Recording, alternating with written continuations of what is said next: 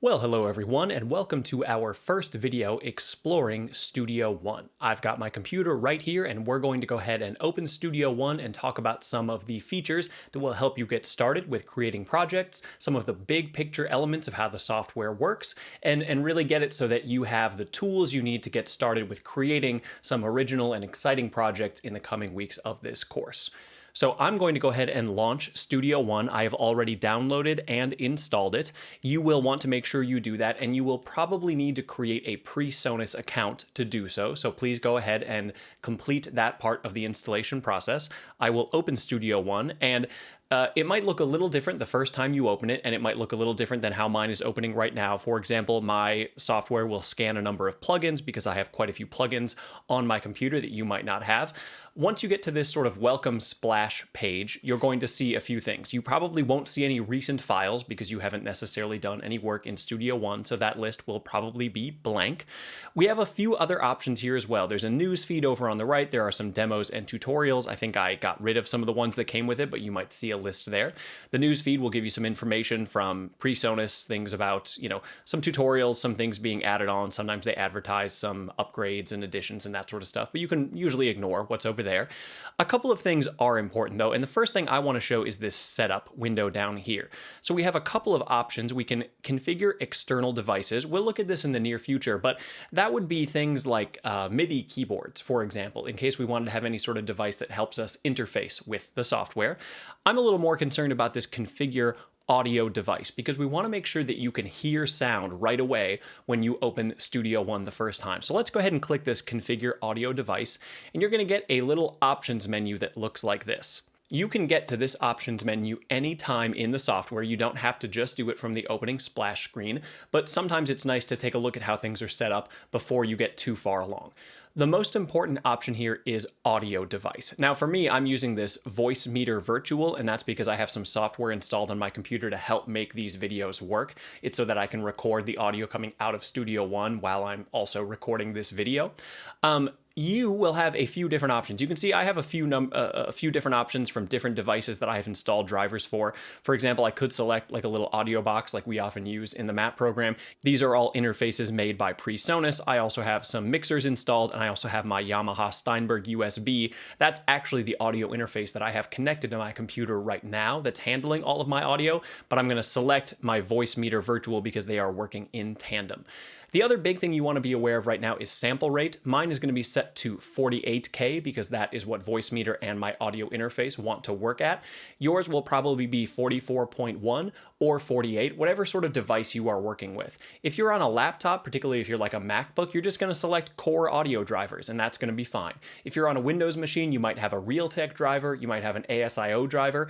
You can experiment with different audio devices, and if you have any problems with any of them making sound and you just can't get audio to run, please let me know. We can do some screen sharing. We can figure out what it is you need to do to get up and running on this. Just a couple of other things. As mentioned, external devices. I have a complete control keyboard. I also have a PreSonus Atom controller. You'll notice I'm getting a little exclamation point right here because I don't have that connected right now. It's not attached to my computer, so it's giving me a little error. Under Advanced, we have some options that we will look at in the not too distant future. The Locations tab can be a little bit useful for you if you plan to install additional content. So as I'll show in a minute, Studio One and the artist version comes with some sample libraries, some loops, and some sound sets. And in case you want to choose where those go, you can go to this Sound Sets tab and you can see install to, in my case, I've put it in my Documents, Studio One, and then Sound Sets folder. You can decide where you're going to install these things, but by default, it's going to put it in a pretty reasonable location. Under the general settings, you have a couple of options. So when Studio One starts, you could open the last song, you could create a new default song, whatever you'd like to do. You can tell it to check for updates or not. You can also enable high DPI mode. That means like dots per inch, and it's talking about whether you have like a 4K display, maybe something that's got a lot of pixels, and you need to make sure that it scales things properly.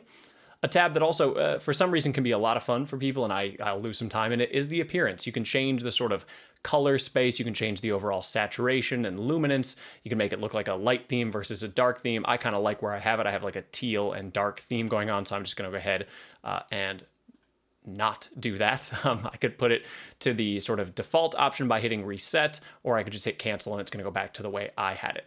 So I have my audio set up the way I want it to be. I also have my theme the way I want it to be. So I'm going to go ahead and create a new song, which is something you're going to do for your first assignment as well. So I'm going to go ahead up here and click create a new song. Make sure you do not click create a new project, because projects in Studio One are things like entire CDs where you're going to have multiple tracks sequenced in a row and you're getting those ready for distribution. We want to just work on a single song for the time being. So I'm going to create a new song. I have different styles and presets that I can select from. I have some that I have created myself, certain interfaces, certain devices that you might be connected to that help you control the I/O. I'm not going to use any of these right now. I'm just going to select an empty song. I'm going to give it a name. I'm going to call it 2240 Demo 1. I'm going to choose where I want to save this, and I'm just going to go ahead and put this on my desktop and select that folder.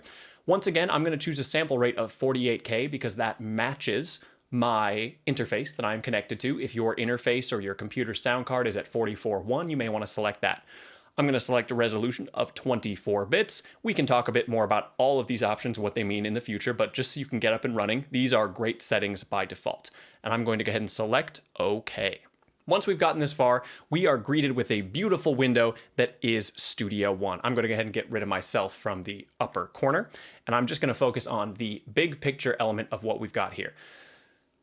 We will explore just about every nook and cranny of this piece of software as we go. But for now, I'm going to show you the biggest features that I think are really, really important. So one of the first things that I want to show you within Studio One is in this option up top, Studio One. Now, if you're on a Mac or PC, this top array of buttons might be a little different. So for example, you might not see File as the upper left option. You might see what is labeled as Studio One over here might sort of live over on the left side. However, most of the options within these windows should be the same, so you should generally be able to follow along if you are on a Mac computer. But under Studio One, I want to go under Studio One Installation.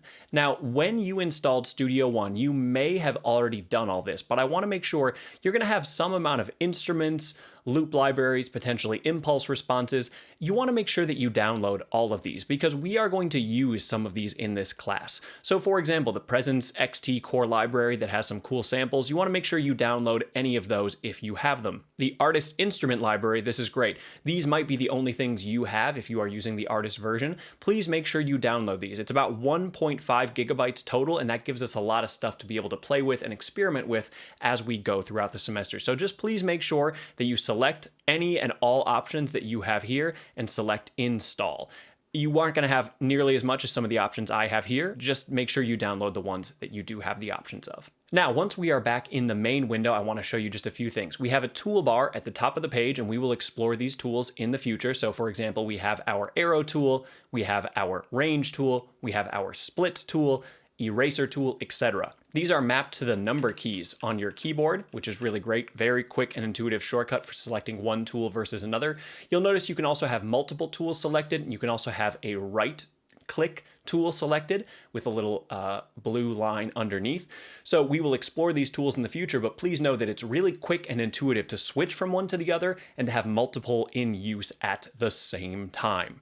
Perhaps the other most important part of the interface are these three options down here. We have an edit window. There's nothing selected, so our edit window is currently blank. We have a mix window, which we have no tracks, so we don't see a whole lot going on here. We also have the browse option, and the browse option is already open. It's this window over here on the right.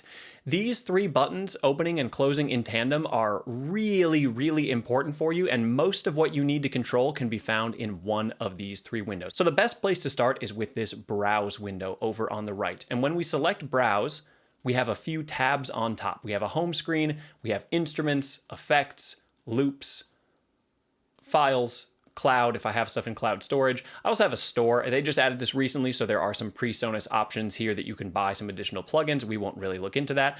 I'm going to start with instruments because one of the best things we can do to start with is create an instrument. Now, once again, you're not necessarily going to see all the same options I have unless you've installed some native instruments content. But for example, under PreSonus, you're going to see at least some of these options in Studio One Artist, or all of them if you've purchased the full version of Studio One. And one of the ones that we're going to spend the most time with is MyTie. MyTie is a built-in polyphonic synthesizer by PreSonus that's actually quite powerful and flexible and can make some great sounds. And if you want to create an instance of MyTie in Studio One, you can just click and drag it over into this part of your software, or you can drag it into the track list, either one. Once I drag it, it creates an instrument track, it creates an instance of MyTie on it, and it's already playable. Beautiful. Now, we will explore this instrument and what all these knobs and features do in the future, but it's pretty easy to create it and get things going. Additionally, we can also just drag an audio file right in and create an audio track. So I could take this short little electronic sample. There we go. And now we have an audio track and we have an instrument track right next to it. This edit window makes an awful lot more sense once I select an audio file and click edit. And now you'll see that I have the ability to do some interesting stuff to this audio. I can zoom in and out. I can do some pitch and time stretching. I can cut the audio. I can reverse the audio, normalize, quantize if I'm dealing with MIDI. I have lots of options within this global editor for whatever it is that I have selected. I can also zoom in and magnify and sort of look at different portions of this audio. So I have a lot of options within the edit window. Now within the mix window, you'll see I also have a couple of different tracks. You can see that I have my audio track, and I also have the MyTie track. We can see that the respective metering appears depending on which track is making sound. Right, and I can close that. The mix window itself is very intuitive and has a lot of options for you. We can see our total instrument list right here. We can see all of our channels. We can arrange this window to be really compact if we're working on a small display. We can also arrange it so that the effects, the inserts and sends no longer appear on top. They can appear side by side. I like to leave it, I'm working on a pretty large display. I like to leave it like this with my inserts and sends right above the track. I could, on this audio track, I could select insert, and I could go to PreSonus and I could just add an effect like a compressor. And just like that, I've added some amount of compression to this track. I could try loading one of the presets. How about instruments? How about strings? And just like that, we can see the built-in stock compressor from Studio One doing some cool stuff. I could add another effect if I wanted, maybe this groove delay. One of my favorite things about Studio One is that all of the effects that are built by PreSonus have a really similar iconography and visual sort of appeal. They all have very similar fonts and layouts and knobs and buttons, and it's really sort of easy to feel like you know how to control one once you know how to control the other. Now, as far as what these effects do and how to add them and really work with them, we will talk about that in more detail in the very near future. One last thing I'll show you in terms of the interface of the big picture of the software is the inspector window. So if I have a track selected up here, or I could select it down in the actual mix window, I have this little eye option over here and I can open the inspector. And this shows me a sort of quick channel strip view of everything going on that track. So for example, if I had my mixer closed, I can still see what's going on with either of these tracks. I can see the effects that have been added. I can see its input, its output, its panning, its volume, mute, solo. I can see tempo, time stretch, other options that relate to this track through that inspector window. Sometimes it's nice to just have that open and over on the left side of the screen all the time so that we never lose out on some very valuable information. As you are working in Studio One, be sure to save your projects often and be sure to save as if you're making any changes or creating other versions. The last thing I'll show you within Studio One is that at any point, if you are happy with your song, you can simply select Song and you can select Export Mix Down. This is how you bounce audio out of Studio One. Select Export Mix Down. We have some options such as where we want it to go. Let's just put this on the desktop. We can give it a name such as EMT Demo. Publishing, we could send it to Notion. We could upload to SoundCloud directly. We don't want to worry about that right now. Format, WAV or AIFF might be great. Could be FLAC or FLAC, depending on where it is that you are sending this audio out. We could do a WAV file at something like 24-bit 44.1 or maybe 16-bit 44.1 for CD quality audio. The export range lets us choose where within the track we want to export, so how long and how much of it, which we will explore in detail in the near future, and some options for what we want to bounce out, whether it's the main track or individual tracks, sum to mono, bypass some effects, etc. And if we click OK, it will write our file out. So in case you are already making some stuff that sounds pretty cool and you want to export it and share it, just go to Song and select Export Mixdown. So your first assignment involves you doing just a couple of things like I showed you here in Studio One, and you're going to do that via a screen capture to show me that you have installed the software, that you can create some tracks, that you can open these windows and find where these really important buttons are, and that's all you're going to do for this first screen capture assignment. However, to make that screen capture assignment successful, you're going to need one other piece of freeware, which is called Open Broadcast Software, or OBS. So let's go ahead and quickly show you how to get things set up in OBS so that you can do a proper screen capture. All right, so I'm just going to go ahead and close Studio One. I'm going to go ahead and save this because this is the most wonderful project I ever made. And from my other monitor, I'm going to go ahead and drag OBS over. So OBS right here, this is Open Broadcast Software. Now I'm recording, so you see some recursion because I'm recording my screen. I'm doing a screen capture recording. I can turn that off right now. Now we'll just see something blank, okay? So OBS is a great free piece of software that lets you do things like screen capturing and recording audio and video from multiple different sources. You will want to make sure that your primary display is captured. And when you do this with a really large window, you know, like I say, you get some recursion. You see the image you're recording inside itself. But you can see right now with my HP display, I have the option to do a screen recording of the screen that I am currently looking at. I have a few different options here. You're not going to see all of these sources. You also won't see these scenes. I can show you how to make these in the future, but you're going to see a few different source options down here, or it's going to be blank and you're going to need to create them. So if you're not seeing any sources, you want to click the little plus button and then choose what you want to capture.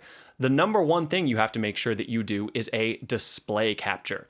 You can give it a name, whatever you want to call it. I'll just call it my display. And I can go ahead and click OK. I can choose from the options of various displays that I might have. I have two options here because I have two monitors hooked up to my computer. I want to screen record display one. If you only have one screen attached to your computer, or if it's something like a laptop with no external monitor, you'll only see one option and you can select OK. Now, another thing you need to do is record video and audio of yourself narrating your screen capture. So right now you can see I am only capturing my screen, but I have a few different options here. For example, I could turn on my Sony a6300, I could drag it to the top, and oh look, there I am. Now I have video from my camera that's recording as well. I can click and resize this and move it into a corner so that it's out of the way. I can make it really small, so I'm really only covering a little bit of the screen. I also happen to have another Logitech webcam connected. You'll notice I toggle it on, but at the moment I'm not seeing anything. I have to drag it to the top because these layers and their order matters. So now I have another camera. This one is much lower quality than my Sony, but it works really well. And you're probably going to see something like this. You're going to click New, and you're going to capture not another display capture, but like a video capture device. That could be either a webcam, in this case my Logitech webcam, or it could be a camera that you have connected via something like a capture card. I'm going to click cancel because I already have these. You're going to see that I'm getting audio in this case from Steinberg in because my audio interface is coming in. You're probably going to see something like Logitech webcam or whatever your built-in audio device is. So this is the general setup you want to have for your capture, for your screen capture assignments in this class. You're going to want to record your desktop, record a video of you, place it small and in the corner so it's out of the way, and make sure you're getting audio from either a built-in microphone or an external microphone if you have connected it. As mentioned in the assignment description, you can also go to File, Settings. When you get to Output, check your recording quality and recording format so that they match what I have asked for in the assignment description. The recording format should be MP4. The recording quality should not be this indistinguishable quality large file size. This is what I am recording at to make these lectures. Yours will be one setting down, and I told you in the assignment description online exactly what quality to record in. If you have any questions or concerns with getting Studio One installed and up and running, or getting OBS installed and up and running, please let me know right away. Otherwise, thank you very much for watching. Please make sure you complete group discussion number 1 and you complete your first screen recording before the end of this module.